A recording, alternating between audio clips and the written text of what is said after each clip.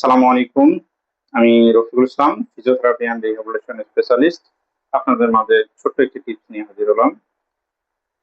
আমরা অনেক পেশেন্টদের যাদের কোমর ব্যথা আছে, বিশেষ করে হাঁটু ব্যথা আছে, দীর্ঘদিন ধরে বয়স্ক যারা থাকেন, বয়স্ক মা বাবা থাকেন, তাদেরকে আমরা সাধারণত গরম পানির সেক দেওয়ার জন্য সাজেশন করে থাকি।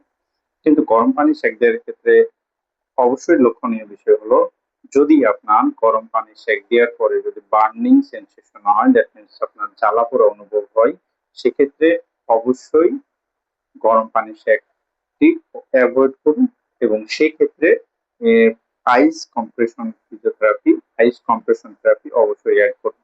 এবং আইস কম্প্রেশন থেরাপি দেওয়ার ক্ষেত্রে অবশ্যই লক্ষ্য রাখুন যে আইস প্যাকটা আমরা দিব, সেই আইস প্যাকটা শুধু কাপড় দিয়ে একটা করবো, র্যাপ করবো, র্যাপিং করে দেন হাঁটুতে বা কোমরে সেকটা দিব।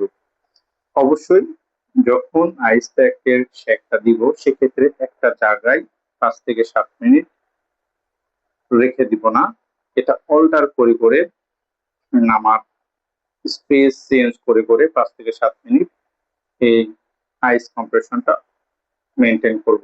তাহলে দেখো আমরা অনেকাংশে যে বার্নিং সেন্সেশনটা হওয়ার সম্ভাবনা থাকে, সেটা বার্নিং সেন্সেশন হবে না এবং দ্রুত ব্যথা কমে আসবে।